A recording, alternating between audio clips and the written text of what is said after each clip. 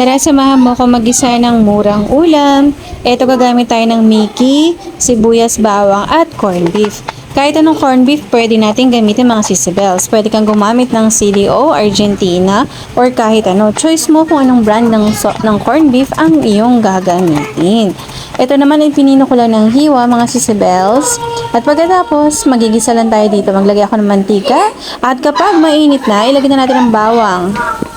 Isusunod ko na ang sibuyas. Igisa ko lang itong mga sisibels at pagkatapos isusunod ko na kaagad ang corned beef. Yan. Sa panahon ngayon mga sisibels, no, ang hirap mag-isip ng murang ulam pero masarap. Kaya isama mo to sa dish mo, sisibels, magugustuhan to ng kabataan dahil ito ay merong sabaw. Lagay ako ng paminta at asin.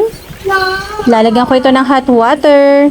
Nasa sa inyo kung gaano karaming sabaw mga sisibels, pero all throughout the video, maglalagdag ako ng ng tubig. Isusunod ko nang ilagay ang noodles. Itong noodles na ito, sisibels, nabili ko sa grocery, pero available din to kahit sa palengke. Makakabili kayo nito at makakahanap kayo.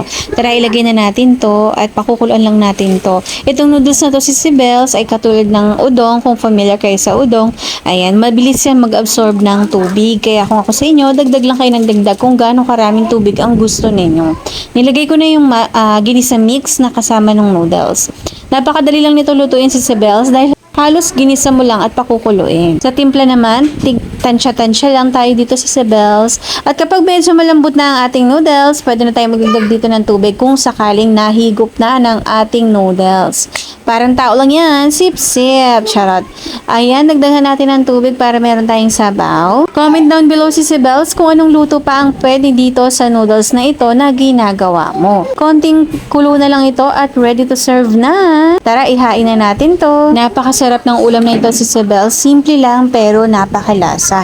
Depende yan sa gagamitin na corned beef ninyo. Ako, ang ginamit ko talaga is yung Pure Foods. Ito talaga yung mga gusto kasi ng anak ko. So tara, serve na natin to. Anong ulam mo, Sisi?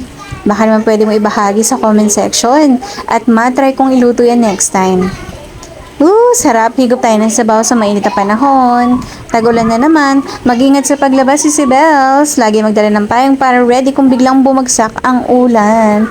Please subscribe to my channel. Salamat po sa panonood. See you on next video. Sabihin nila ika'y patuloy kong mamahalin. Maging sino ka man, di na magbabago.